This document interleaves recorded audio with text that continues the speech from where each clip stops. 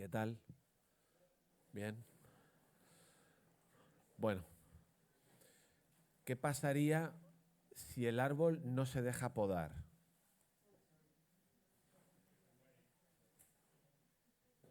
¿Te imaginas un árbol que no se dejara podar? ¿A que no? No te lo puedes imaginar. Pero imagínatelo, que saca una raíz, le pega una patada al agricultor y lo echa. A mí no me tocas, a mí no me podes. Bueno, es para seguir con lo que Alba ha explicado.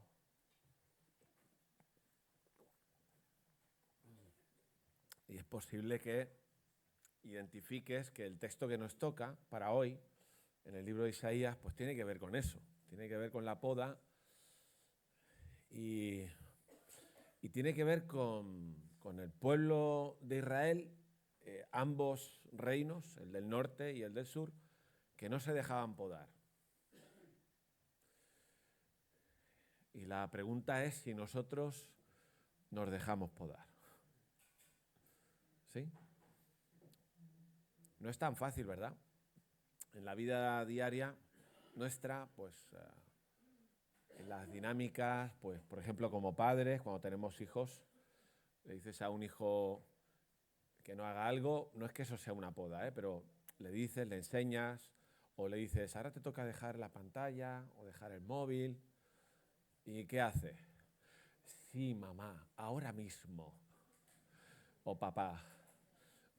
Muchas veces no pasa así, a veces pasará, muchas veces no pasa. Se resiste, hay una resistencia, porque nos gusta hacer pues lo que queremos hacer. Y si luego das otro paso y le dices, bueno, pues mira, si no dejas, pues te voy a tener que quitar el móvil, ¿no? No sé cuántos están en esas dinámicas, algunos ya no tenemos hijos en casa. Bueno, nos queda uno a algunos. Pero igual tienes que pasar a la poda, que es decir, pues ahora dámelo durante una semana. ¡Guau! Eso no me va a gustar nada, ¿no? ¿Habéis quitado el móvil a un hijo una semana alguna vez? Porque hacía falta, porque no se ha dejado exhortar ni enseñar. Ahí, de quitar el móvil sería la poda, ¿sí? Bueno, en fin. Hoy nos toca Isaías 28 y 29. 2 capítulos. Esto es cosa de los ancianos, ¿vale? No es cosa mía. Entonces, sabéis que el libro de Isaías es un libro muy grande en todos los sentidos, no solo porque abarca muchos capítulos y mucha historia del pueblo de Israel, sino porque es muy profundo, es muy completo, porque vemos a Jesús en ese libro escrito 700 años antes de que Jesús naciera. Y lo que vamos a hacer no es el mensaje de Rubén, que ha dicho Alba, es el mensaje de Isaías, de la palabra, lo que viene aquí. ¿Sí? Y mirad, este mensaje tiene que ver con la soberbia. Tiene que ver con la soberbia. Hay un versículo en Santiago, creo que lo conocéis, que dice, Dios resiste la soberbia y da gracia a los humildes, ¿no? Y en esta mañana este es nuestro tema, el tema de la soberbia y de la humildad como contraste, ¿vale? Hay unos capítulos que forman una sección que van del 28, que es el que empezamos hoy, hasta el 33, ¿vale? Y tienen una característica estos capítulos, y es que en ellos encontramos 6 ayes, ¿sí? El primero, que vamos a ver en el versículo 1 del texto que nos toca, dice, ay de la corona de soberbia de los ebrios de Efraín. ¡Guau! Vaya manera de empezar, ¿no? Ay de la corona de soberbia de los borrachos de Efraín. Efraín se refiere al reino del norte, ¿vale? Samaria, Efraín, reino del norte, es lo mismo. Luego, en el capítulo 29, versículo 1, hay de Ariel, dice, hay de Ariel, ciudad donde habitó David. Se refiere a Jerusalén. En el versículo 15 del capítulo 29, no sé si tenéis la Biblia abierta, pero sería bueno tenerla, porque vamos a seguir la lectura bien, ¿no? O el móvil, donde tengas la Biblia, ¿vale? En el versículo 15 dice, hay de los que se esconden del Señor, encubriendo el consejo, y sus obras están en tinieblas, y dicen, ¿quién nos ve y quién nos conoce? Capítulo 30, versículo 1, hay de los hijos que se apartan, dice Jehová, para tomar consejo y no de mí, para cobijarse con cubierta y no de mi espíritu, añadiendo pecado a pecado, que se apartan para descender a Egipto.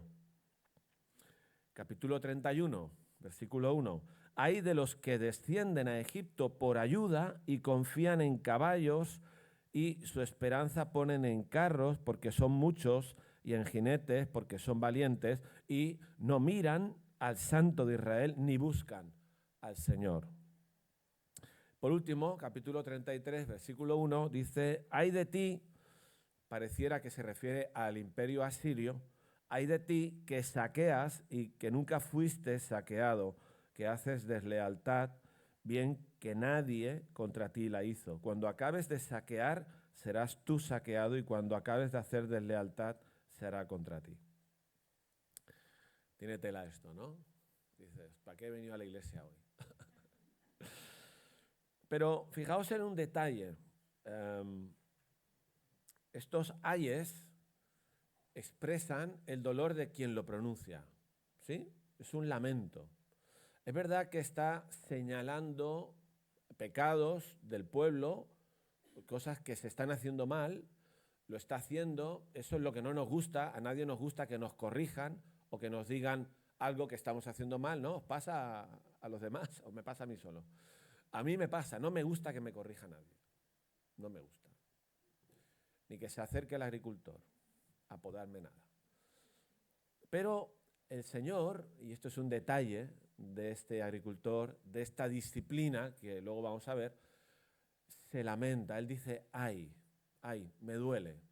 O sea, no es alguien que viene y corta y fuera y se ha acabado, sino que es alguien que le duele tener que decirlo, ¿no? Lo hace desde el dolor, lo hace desde el amor, y es así como se tiene que hacer. No son los únicos ayes en la Biblia. En el Evangelio, en el libro de Isaías, en el capítulo 5, hay una serie, ya supongo que lo vimos en su momento, de ayes. En el libro de Habacuc, en el capítulo 2, no sé quién recordará, pero hay unos ayes que el Señor le dice a Habacuc para que entienda que Él conoce el detalle de la vida de la gente, cristianos y no cristianos. Y se refiere a los babilonios. Hay de vosotros que bebéis, hay de vosotros que saqueáis, hay de vosotros que no sé qué. Y Habacuc necesitaba saber que Dios sabe y conoce y juzga. El mismo Señor Jesús, después de su primer año de ministerio en Galilea, en la zona norte de Israel, y viendo la incredulidad de sus compatriotas judíos que no creyeron en él a pesar de sus palabras y milagros, él expresa con dolor también y dice, ay de ti, Corazín, y ay de ti, Betsaida, ¿no?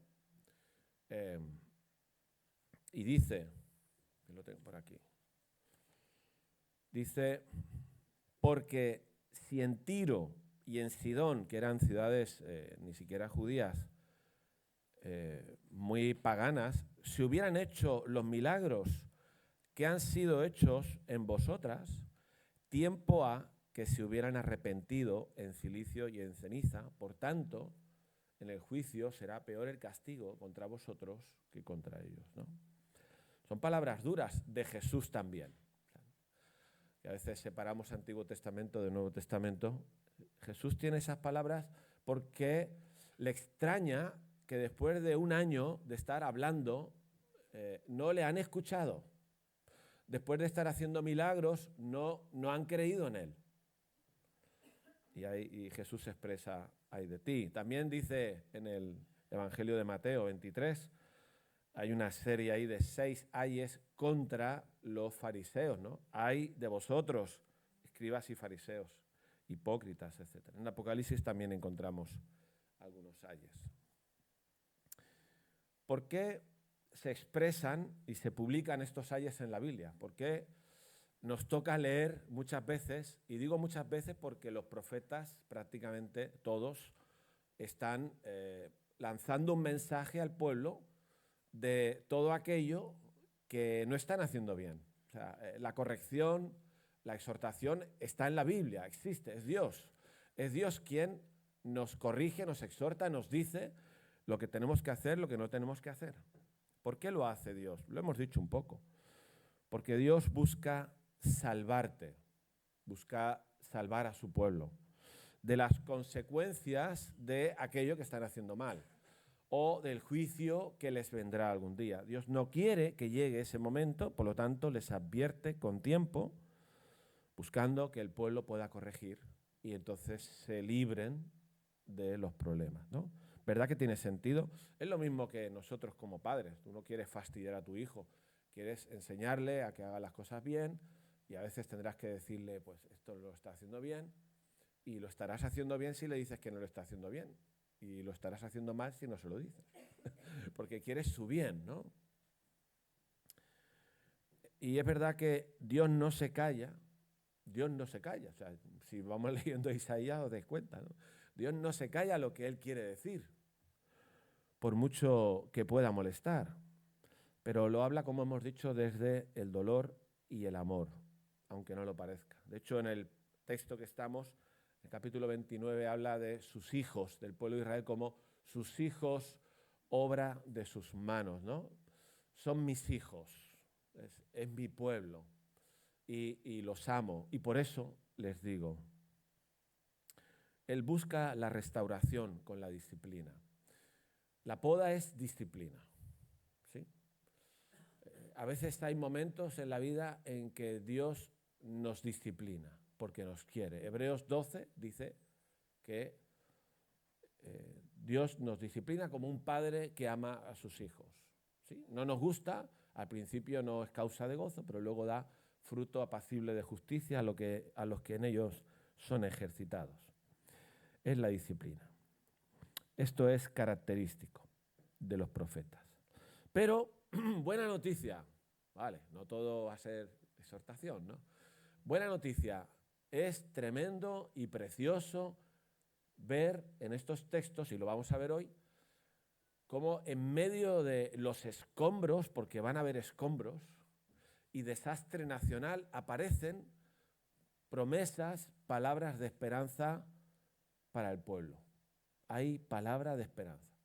O sea, tan fuerte puede ser el castigo de Dios, por ejemplo, contra el reino del norte, que ya le quedaba poco para ser conquistado, como fuerte puede ser la palabra de esperanza que Dios da, ¿sí? Las dos cosas. Y eso nos tiene que hacer a nosotros aprender cómo corregimos, exhortamos o disciplinamos. Tiene que haber esos elementos también. Está el amor, está la verdad, está la esperanza, ¿no? Está el ayudar. Ahora, nuestros 3 ayes, a nosotros nos tocan 3 ayes, ¿vale? Los hemos mencionado los 3 primeros. Y hay un elemento común en capítulo 28 y 29. Ese elemento común es la soberbia, como dije. Fijaos cómo empezaba nuestro primer versículo que toca para hoy. Hay de la corona de soberbia de los ebrios de Efraín. Habla de la soberbia. Luego sigue hablando y no menciona la palabra, pero sí menciona diferentes actitudes del pueblo que implican la soberbia, ¿sí? Y por otro lado, habla de la humildad. Fijaos que, por ejemplo, en el capítulo 29, hablando de la disciplina de Dios, dice, para que lleguen, esa disciplina es para que lleguen a humillarse. 29:4 dice, serás humillada. Serás humillada. O sea, Dios te va a humillar. No se puede resistir el árbol. Es que Dios es más fuerte. Dios va a humillar a su pueblo. Pero finalmente, en esas palabras bonitas que hay, dice 29-19, entonces los humildes, el resultado final es que también habrán humildes que crecerán en alegría en el Señor. 29-19, entonces los humildes crecerán en alegría en Jehová, y aún los más pobres de los hombres se gozarán en el Santo de Israel. Eso es un tema duro. ¿Crees que el ser humano tiene soberbia? ¿Crees que tú y yo tenemos soberbia? Mirad, la soberbia de la que estamos hablando y la humildad de la que estamos hablando tiene que ver con nuestra actitud con Dios. Tiene que ver con el lugar que ocupa Dios. Tiene que ver con si escuchamos o no a Dios. Tiene que ver con si obedecemos o no a Dios. ¿Sí? Tiene que ver con eso. Podría explicarse de otras maneras, la soberbia, pero en nuestro caso, el texto que nos ocupa es así. Y notamos que este es un tema importante, pues porque como el árbol le crecen las ramas y no lo controla, viene el otro a podar, el agricultor, a nosotros nos crece la soberbia también. Es fácil. Es fácil que nos pongamos a la altura de Dios para pedirle explicaciones de cosas que nos están pasando, o que nos quejemos delante de Él, o que pensamos que podemos venir aquí y presentarnos si no es por la sangre de Cristo. Igual creemos que tenemos derecho a hacerlo. Todo eso es soberbia, ¿no? Mi soberbia me lleva a no pedir perdón. Fíjate, si la soberbia crece, las ramas crecen de la soberbia. Por eso tiene que ser tratada por Dios. En el Nuevo Testamento hemos hecho mención de ese texto que dice Santiago 4. Creo que es interesante leerlo, los 4 versículos. Dice, pero Él, Cristo, o Dios, da mayor gracia. Por eso dice, Dios resiste a los soberbios, pero da gracia a los humildes. Y ahora dice cosas que tienen que ver con o la humildad o la soberbia. Dice, someteos pues a Dios, como Jesús, que era manso, se nos ha dicho hoy. Someteos pues a Dios. El que es soberbio no se somete a Dios, el que es humilde se somete a Dios. Acercaos a Dios, en vez de alejaros de Dios, acercaos a Dios y Él se acercará a vosotros. Limpiad las manos, pecadores, y vosotros los de doble ánimo, purificad vuestros corazones. Humillaos delante del Señor y Él os exaltará. Primera de Pedro 5 dice, igualmente jóvenes, estad sujetos a los ancianos y todos sumisos unos a otros, revestidos de humildad, porque, y vuelve a repetir Pedro, como Santiago dijo, porque Dios resiste a los soberbios y da gracia a los humildes. Humillaos, pues, bajo la poderosa mano de Dios, para que Él os exalte cuando fuere tiempo. Muy bien, pues vamos a por el primer ay, ¿vale? ¿Tenéis interés en saber cómo va esto? A mí me ha costado un riñón saberlo y parte del otro, porque se tiene que estudiar la Biblia y me gustaría poder contagiaros el ánimo para leer la Biblia y estudiarla. Al final forma parte de nuestra humildad, conocer a Dios, conocer lo que Dios dice, para no actuar en base a nuestros razonamientos, sino a lo que Él espera, ¿no? Aquí hay este mensaje de estos capítulos está dirigido al reino del sur, ¿vale? A Judá, porque Isaías estaba ministrando en Judá. Pero menciona el norte a modo de ejemplo para los del sur, ¿sí? Os voy a decir lo que va a pasar con los del norte y tomad nota. Tomad nota los del sur porque iréis por el mismo camino si no corregís. O sea, voy a cortar un árbol al lado de los otros árboles para que los otros árboles se dejen podar. ¿Se entiende? Bien. Fíjate lo que dice aquí. El primer ay. Ay de la corona de soberbia de los ebrios de Efraín. Menciona 2 pecados, la soberbia y el alcohol, ¿no? Efraín ya hemos dicho que son los del norte. Y dice, y de la flor caduca, de la hermosura de su gloria. ¿Tenéis el texto a mano? Bien. La flor caduca de la hermosura de su gloria, que está sobre la cabeza del valle fértil de los aturdidos del vino. Vaya versículo, solo ese ya, ¿verdad? Fíjate, aquí está esa combinación que era una realidad en el caso del Reino del Norte. Era un reino próspero, era un reino que tenía recursos, que tenía riqueza, que estaban en un buen momento, pero se les avisa que la flor caduca. Habla de un valle fértil, la cabeza del valle fértil, habla de la hermosura de la gloria de ellos, o sea, pero ¿qué pasó? Pues se les ha subido a la cabeza, porque esto puede pasar, se les ha subido la cabeza y se han puesto ellos una corona de soberbia. Y aquí encontramos en este pasaje, pues que la consecuencia de eso es que, dice el Señor, versículo 2, he aquí que Jehová tiene a uno que es fuerte y poderoso, como una tormenta de granizo, como un torbellino arrasador, como el ímpetu de recias aguas que inundan, con fuerza derriba a tierra. Con los pies será pisoteada la corona de soberbia de los ebrios de Efraín, y la flor caduca de la hermosura de su gloria, que está sobre la cabeza del valle fértil. Será como la fruta temprana, la primera del verano, la cual apenas la ve el que la mira, se la traga tan luego como la tiene a la mano. Fíjate, ellos se creen poderosos, se creen ricos, están en esa soberbia, y el Señor dice, Isaías le dice a los de Judá, sobre los del norte, les dice, pero Dios tiene a uno que es fuerte y poderoso.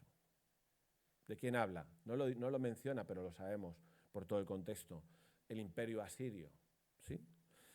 Ese imperio asirio le queda muy pocos años ya, o muy poco tiempo, para llegar al reino del norte, y dice aquí que vienen con tormenta de granizo, torbellino arrasador, ímpetu de aguas, con fuerza, y dice, con los pies será pisoteada la corona de soberbia.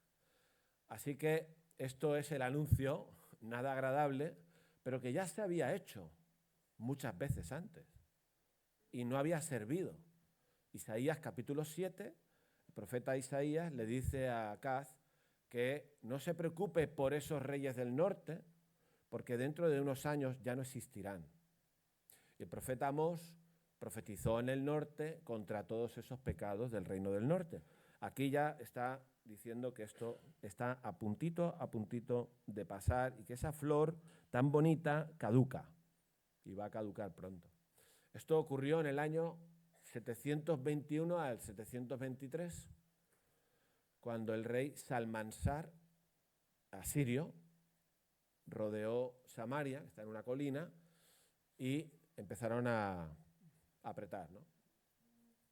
3 años les costó conquistar la capital del reino del norte, Samaria, y de tal manera que tuvo que venir otro rey que sucedió a Salmansar, se llama Sargón II, se llama así. Y así derribaron y luego se llevaron a la gente y trajeron gente de Asiria y repoblaron.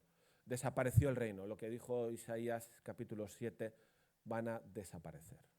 ¿Sí? Se cumple la palabra. ¿Por qué lo dice esto el Señor a Judá? Pues por lo que hemos dicho, pues para qué. Oye, si estáis viendo que después de tantos avisos esto va a pasar y pasa, pues vosotros tomar nota. No seáis árboles rebeldes, ¿no? Ahora, de nuevo viene la palabra esta de esperanza.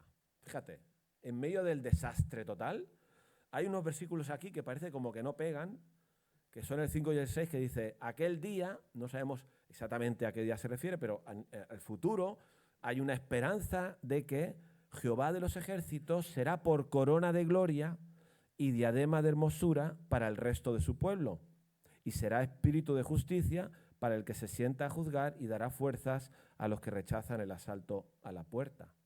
O sea, algún día los verdaderos creyentes, para los verdaderos creyentes, será Dios su corona.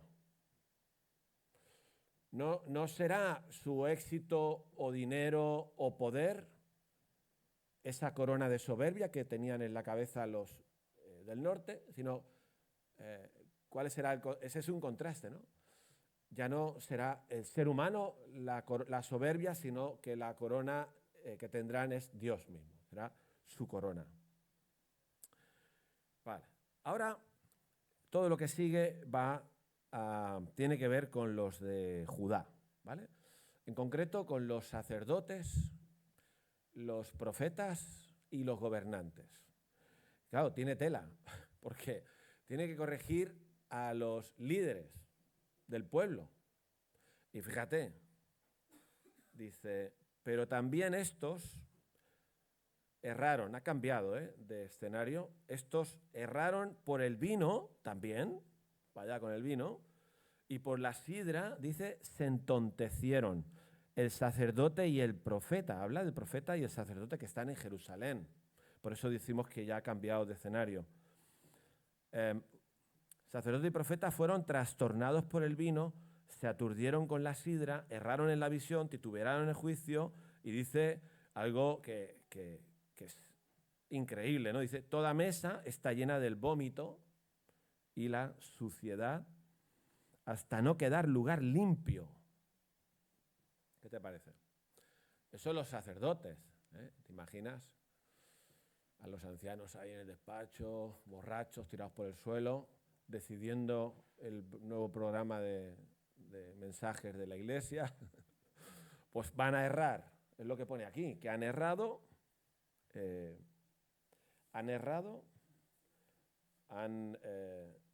están atontados, entontecidos, trastornados, aturdidos. Este no es el principal problema de esos sacerdotes, tienen otro principal. Pero lo del alcohol es verdad que les hace no pensar bien, no tomar buenas decisiones, equivocarse en la visión, etc.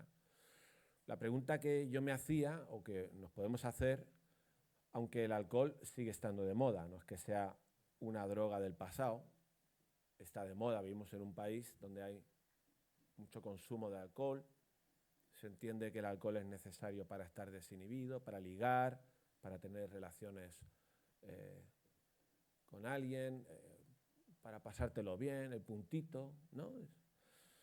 Pero claro, hay accidentes, ¿no? Cuando bebes mucho o poco, ya la mente se te desenfoca.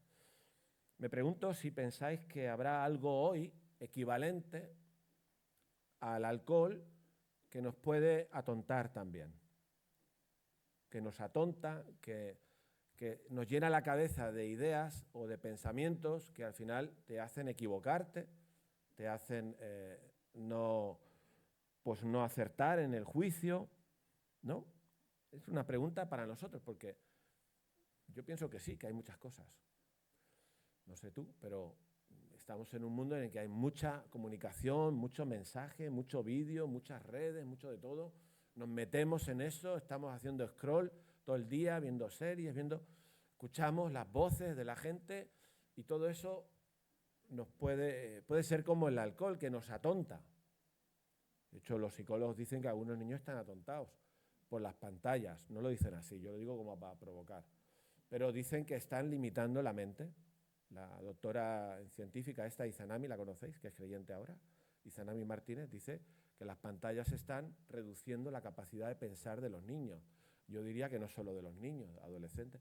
Bueno, ahora, este es un tema que cada uno de nosotros tiene que pensar realmente de qué llena su mente, porque podría ser como el alcohol, que no sirva para nada bueno.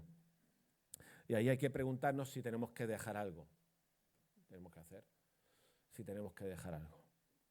Ahora, el tema principal de toda esta sección que viene ahora tiene que ver con un tipo de soberbia que consiste en que esos sacerdotes y profetas, aparte de que en ese momento al menos estaban borrachos, le vacilaban a Isaías.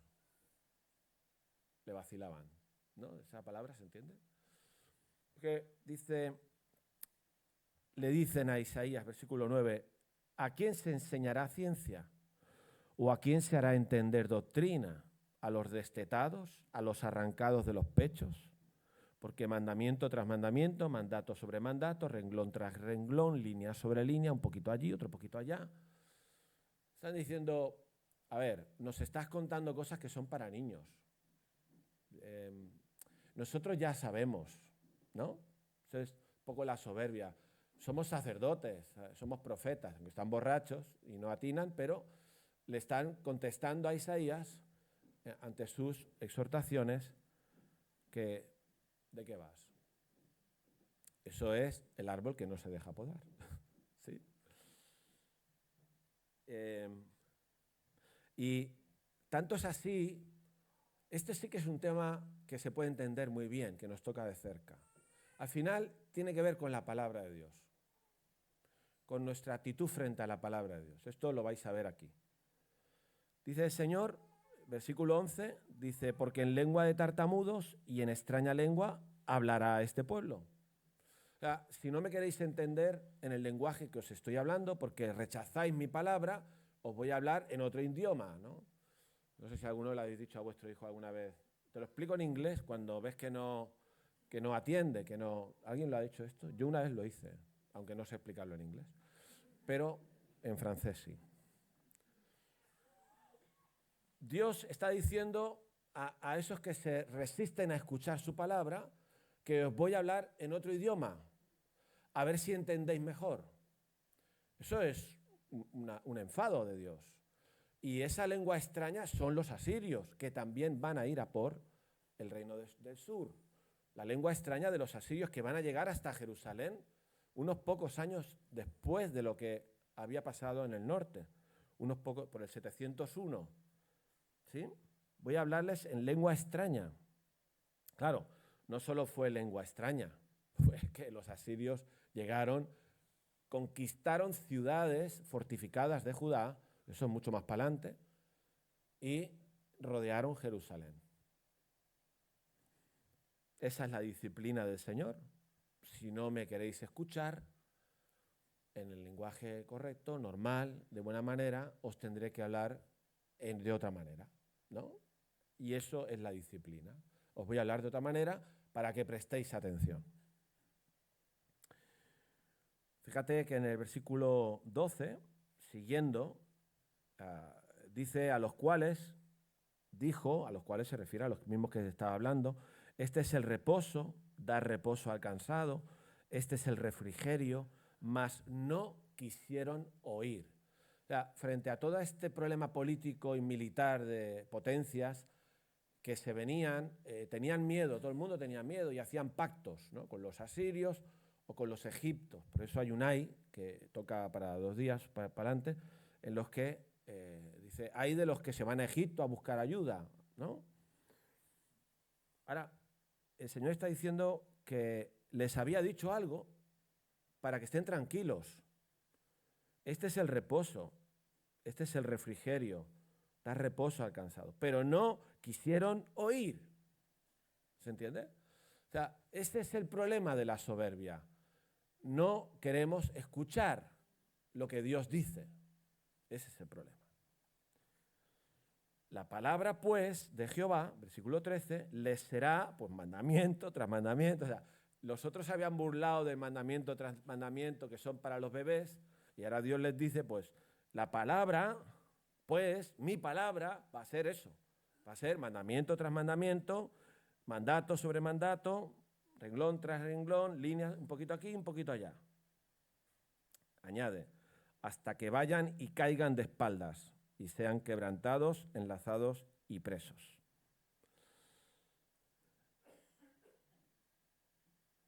Caigan de espaldas. De nuevo por el suelo. Los del norte fueron pisoteados en su soberbia. Y aquí esa palabra de juicio, esa lengua extraña, esa lengua extranjera, esa llegada de los asirios les hará caer. porque quizá están demasiado de pie con esa soberbia, ¿no? Y los cae al suelo.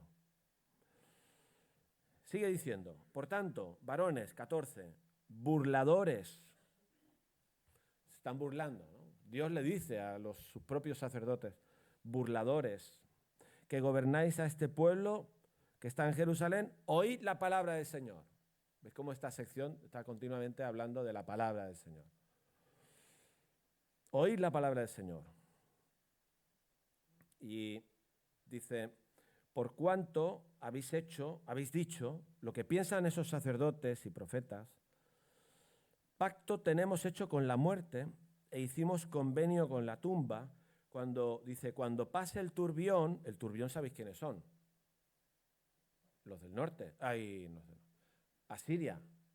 Los del norte también vieron el turbión venir. Cuando venga el turbión, que es los asirios, el azote no llegará a nosotros. O sea, estos sacerdotes y tal pensaban, a los del norte les ha pasado esto, pero a nosotros no nos va a pasar. Tranquilos. Porque hemos hecho un pacto. ¿Con quién habían hecho un pacto? Con Egipto. Ellos pensaban que el pacto con Egipto, que luego se menciona en los siguientes capítulos, les iba a librar de esa disciplina de Dios. Y Dios les dice, habéis hecho un pacto con la muerte, porque al final no os va a salvar ese pacto. Cuando pase por el turbión, no llegará a nosotros, porque hemos puesto nuestro refugio en la mentira. Eso es lo que le llama el Señor al pacto con Egipto. En la falsedad nos esconderemos. Ese pacto con Egipto no les servirá de refugio. Es un pacto destinado a la muerte porque no confían en Dios. Por eso están los ayes que hemos mencionado. Y ahora viene un versículo que es estos, ¡pam! Ahí, es alucinante. En medio de esto, claro, a Judá les está diciendo, oye, rechazáis mi palabra, no confiáis en lo que os digo y os buscáis a Egipto, os va a venir igual los asirios. De la misma manera que a los otros os van a venir. Y llegaron, al 701, llegaron hasta Jerusalén. Pero ahora el Señor dice una cosa que es preciosa de escuchar. Por tanto, que uno puede decir, ¿y esto qué significa? ¿No? Pero bueno, creo que algunos sí que lo sabréis. Por tanto, Jehová el Señor dice así. He aquí que yo he puesto en Sión por fundamento una piedra. Piedra probada, angular, preciosa, de cimiento estable. El que creyere no se apresure o no desmaye. Es como si Dios dijera, mira, la alternativa no es Egipto, la alternativa es una piedra que he puesto en Sión. ¿Eso tiene sentido? Una piedra no, ¿verdad? ¿Sabéis a qué se refiere esa piedra? Creo que sí. En el Nuevo Testamento lo vemos mucho más claro.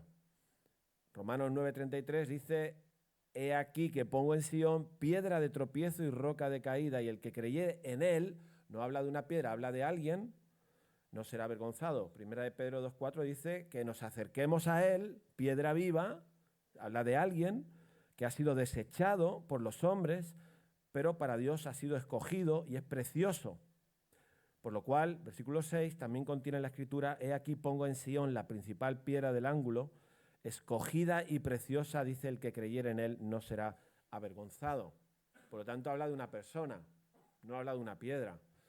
Dios está diciéndole a Israel que el verdadero refugio, el verdadero fundamento para la vida de fe es esa piedra, es alguien, ¿no? En Hechos 4:12 nos lo dice muy claro. Cuando han curado al cojo, ¿os acordáis de lo del cojo? Había un cojo, ¿no? En algún lado. En la puerta de la Hermosa. Y viene Pedro y lo cura. Y entonces los líderes religiosos dicen, ¿qué has hecho? Curarlo. ¿Y cómo lo has hecho? Dice, pues en el nombre de Jesús. Dice, y este Jesús, Hechos 4:11, es la piedra reprobada por vosotros, los edificadores, los judíos, la cual ha venido a ser cabeza del ángulo. Y en ningún otro hay salvación, porque no hay otro nombre bajo el cielo dado a los hombres en que podamos ser salvos. Es Jesús. ¿Te das cuenta? Qué sabio es Dios, ¿eh? Claro, Él lo sabe todo. 700 años antes les está diciendo a su pueblo que se están estrellando, que ni Egipto, ni Asiria, ni la gloria de sus riquezas, ni la soberbia que tienen, que el único en quien te puedes refugiar es Jesús. Él es la roca. Hemos cantado también eso hoy. Él es la roca. Ese es Jesús. ¿Qué tal? Aquí nos podemos hacer nosotros una pregunta también. ¿En quién nos refugiamos nosotros ante los problemas que nos puede dar la vida? ¿Cuál es tu refugio? ¿Cuál es mi refugio? Porque el problema está en que no escuchar la voz de Dios y creerle implica que buscaré otro. Claro, es normal, porque nadie se queda ahí en el aire. Si tú tienes miedo de tu futuro, de tu trabajo, de lo que sea en la vida, o crees en la palabra de Dios, o escuchas lo que Dios tiene que decir, o te vas a buscar otro refugio, como hicieron los de Judá y del norte, ¿no? Potencia militar, dinero. A lo mejor tu refugio es el dinero, o el refugio es una dieta buena para durar más años, o tu refugio es, yo qué sé, no lo sé. Pero no sirve ninguno. Ninguno. O sea, aquí lo que dice es que escucha la palabra y la palabra dice que es Cristo el refugio. No sé si todos los que estáis aquí os pensáis que consideráis cristianos o no, pero este mensaje tienes que recibirlo claramente. O sea, en la vida hay problemas como todo el mundo tiene problemas y buscamos refugio, soluciones, esperanza en cosas. O nos emborrachamos para huir del problema, también puede ser. Pero tienes que saber que solo Cristo puede salvarte. Solo Cristo. Que no hay nadie más. No hay nadie más. No hay personas, no hay cosas, no hay dinero, no hay hobby, nada más. Él es. Y el Señor da esa palabra ahí. Mira que les está dando collejas. Dice, ahí ellos no sabían nada de esto. Y no lo supieron. No lo supieron nunca. Eso está escrito allí pues para nosotros, para ver que Dios es más listo que nadie y que como controla los tiempos y es soberano, Él puede allí explicarles lo que va a hacer en el futuro, que será realmente la palabra de esperanza. Me encanta Jesús en Isaías, ¿no? En el capítulo 7, que ya vimos, parece que le tocó a la Alba ese, puede ser.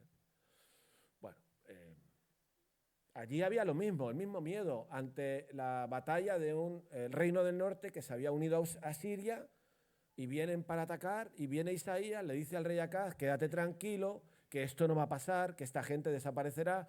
El rey Acaz entonces dice que no te creo y se busca a los asirios, a Tiglat-Pileser III y ese pues le da una colleja al Acaz, le hace impuestos. ¿Y qué viene? ¿Qué viene? Isaías 7:14. ¿Quién lo sabe? ¿Qué viene? ¿El anuncio de qué? De un niño. He aquí que la Virgen concebirá y dará a luz un hijo, llamará su nombre Emmanuel. Y en el capítulo 9, no el 7, el 9, habla de un niño nos es nacido. Y en el 11 habla de un, ¿cómo se llama? Vástago, eso. De un vástago que retoñará. O sea, fíjate qué grande es la palabra de Dios y Dios, ¿no? Que en medio del desastre completo, de un pueblo que no escucha, Dios es capaz de ir mostrando cuál va a ser la solución. El niño, esa piedra, Isaías 53 que hemos leído hoy, ese que va a morir por nuestra soberbia. Esa es la solución. Acerquémonos a Él, dice Pedro, piedra viva. Seguimos.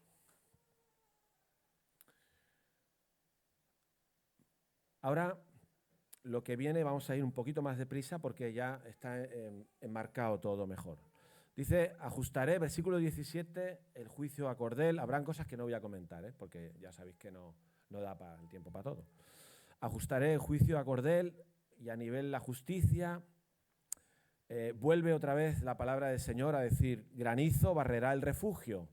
Ese refugio que te has buscado, granizo, igual que con el norte, granizo lo barrerá. Y aguas arrollarán tu escondrijo. Y será anulado vuestro pacto con la muerte. Esto ya lo hemos dicho. Seréis de él pisoteados. Es la misma palabra que usó con el reino del norte. Que esos que vienen van a pisotear la corona de soberbia. Y aquí dice que esos que vienen, también para el sur, seréis de él pisoteados por vuestra soberbia rechazando la palabra de Dios. Luego que comience a pasar, versículo 19, él os arrebatará, porque de mañana en mañana pasará, de día y de noche, y será ciertamente espanto el entender lo oído.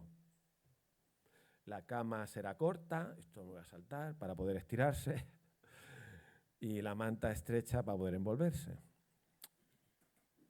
Porque Jehová se levantará como en el monte de Perazim, como en el valle de Gabaón, se enojará para hacer su obra, extraña obra, y para hacer su operación, su extraña operación. Ahora pues no os burléis para que no se aprieten más vuestras ataduras, porque destrucción ya determinada sobre toda la tierra he oído del Señor.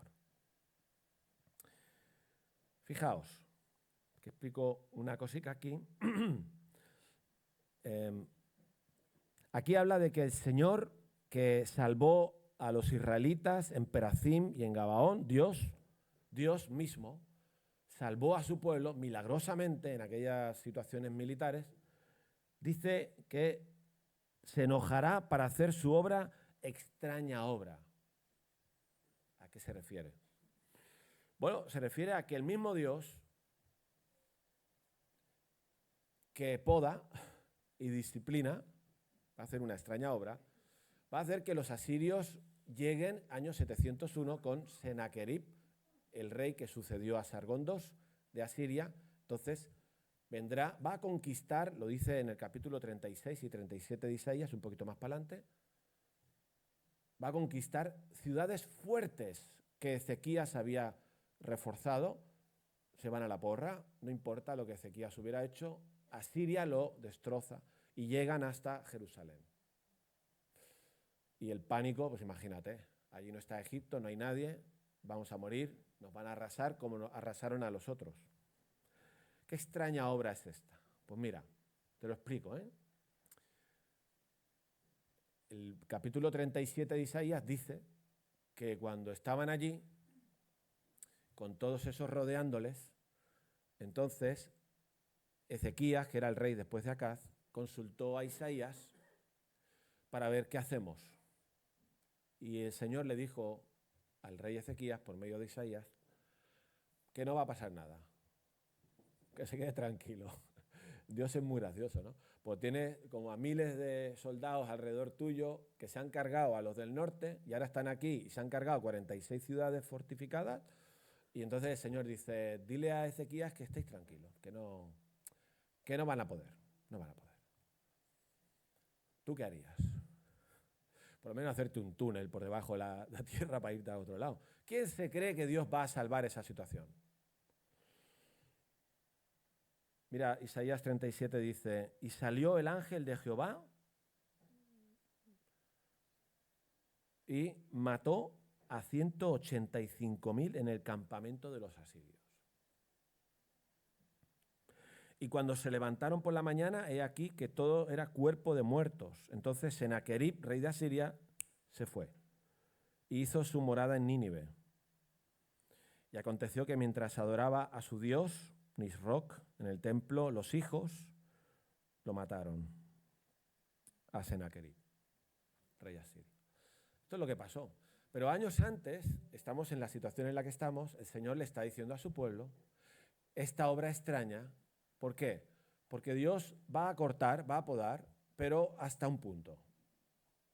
Dios no permite lo que Él no quiere permitir y no hace lo que Él no quiere hacer, porque sabe cuándo se poda, cuándo no se poda, si hay que podar más o hay que podar menos. Van a ser rodeados, van a sufrir, pero Dios dirá hasta aquí. ¿Se entiende? Pues eso es para confiar, ¿no? Finalmente, versículo 23 dice, estad atentos, otra vez, y oíd mi voz, atended y oíd mi dicho. Esto es casi que conclusión.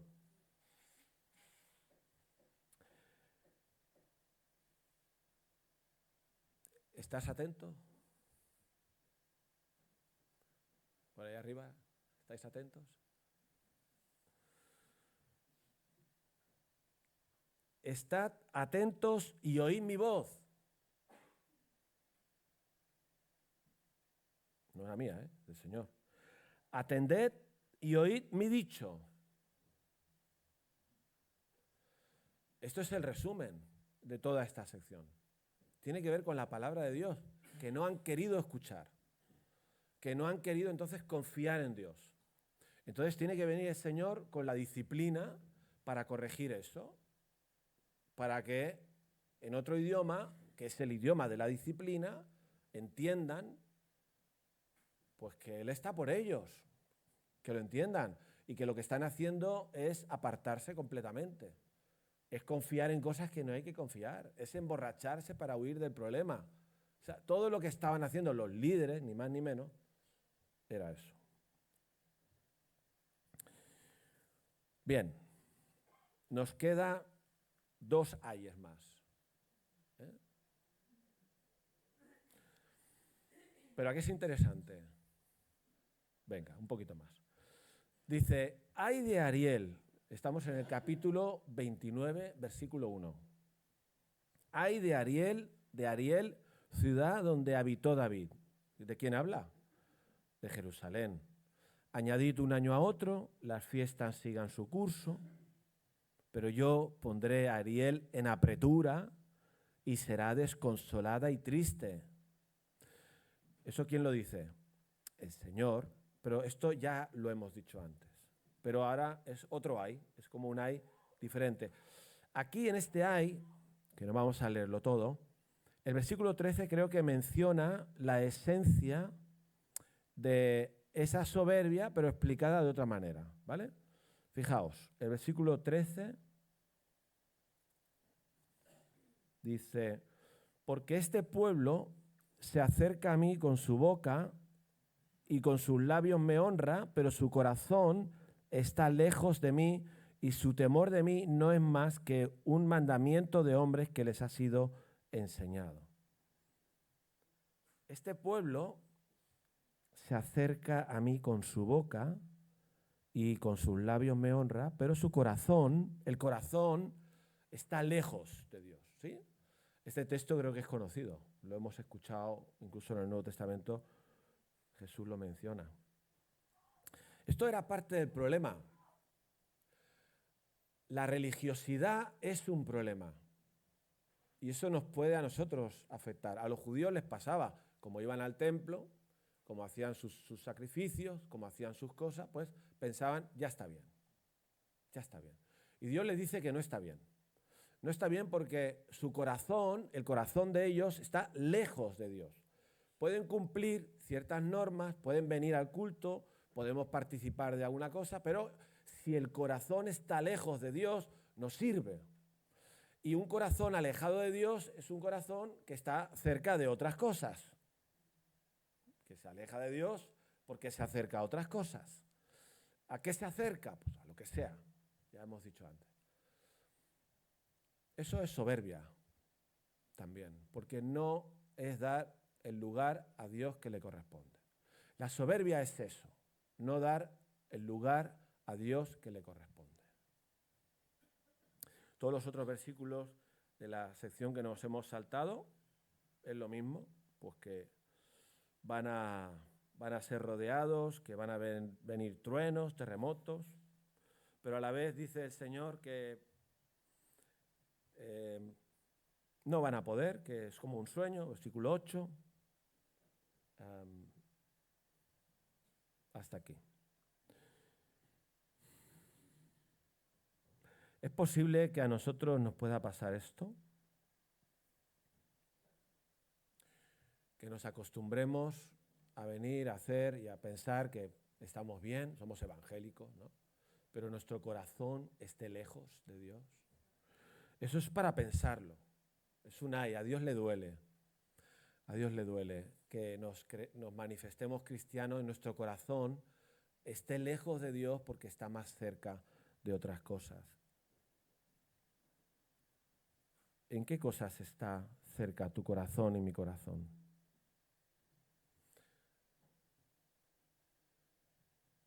¿Qué es lo que amamos? ¿De qué hablamos? Decía Jesús, de la abundancia del corazón habla la boca, ¿no? ¿Qué hay en el corazón? ¿Qué hay en nuestro corazón? ¿Cómo se nota que nuestro corazón está cerca de Dios? ¿Cómo se nota? ¿En qué se nota? ¿En qué se distingue un religioso de alguien que tiene el corazón cerca de Dios? Y entonces dice el Señor, versículo 14, como están lejos de mí, dice, por tanto, nuevamente excitaré yo la admiración de este pueblo con un prodigio grande y espantoso, que es el que ya hemos mencionado, por eso no lo voy a repetir. Esa salvación en el último minuto de un pueblo que se veía ya destruido, pero que Dios lo salva, dice, voy a hacer eso para despertar, para excitar la admiración de este pueblo por mí. A ver si haciendo algo espectacular, este pueblo me admira a mí, no a Egipto, ni a Siria, ni a los que tienen dinero o poder, no, a mí, porque Dios es realmente poderoso para hacer lo que hizo. La soberbia no admira a Dios. La humildad sí. Por último, hay de los que se esconden de Jehová. El tercer ahí, versículo 15. Encubriendo el consejo. Esto es otra forma de explicar la soberbia. Hay de los que se esconden de Jehová encubriendo el consejo y sus obras están en tinieblas y dicen, ¿quién nos ve? ¿Y quién nos conoce? ¿No? Los que no escuchan la palabra, que se esconden de Dios, que no quieren escuchar el consejo, están en tinieblas y hacen obras en tinieblas, pero dicen, ¿y quién nos ve? Si no nos ve nadie, o sea, que podemos hacer lo que queramos, que Dios no se va a enterar, vaya, ¿no? Y Dios dice, ay, pobrecicos. Tú piensas que Dios no se entera de las cosas, pues pobrecito. Pobrecito tú, pobrecito yo, ¿no?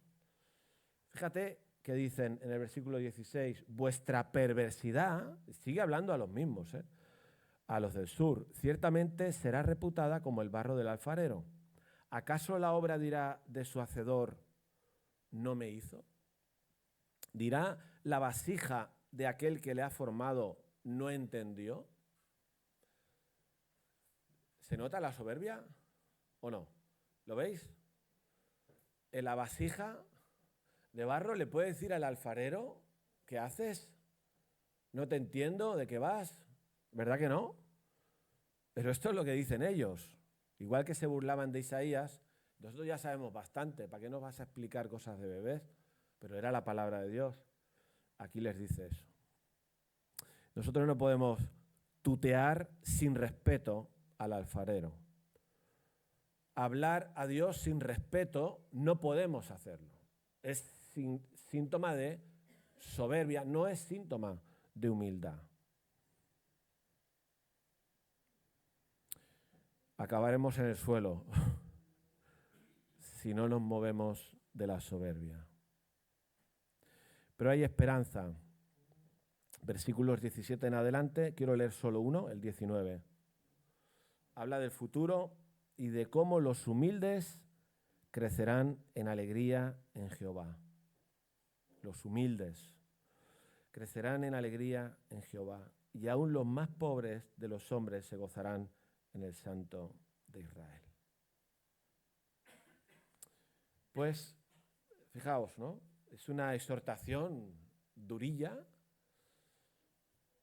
pero no pasa nada, porque es Dios quien lo dice. Dios es el que sabe. Dios te conoce a ti, me conoce a mí. somos su pueblo si es que hemos decidido seguir a Cristo, si no, no. Y como somos su pueblo y nos ama, nos dice las cosas como son. Lo dice para que podamos corregir. Lo dice para que podamos cambiar. Y lo dice muchas veces. Lo dice muchas veces. Fíjate que en la historia de Israel, Isaías, Ezequiel, Jeremías, Amós, Jonás, ¿qué es todo eso? Intento de Dios continuamente de acercarse a su pueblo, de pedirle a su pueblo, de que su pueblo le conozca, que sepan quién es, que lo respeten, que escuchen su palabra, vez tras vez. Y si no cambian, claro, viene la disciplina. Si no cambian, viene la disciplina.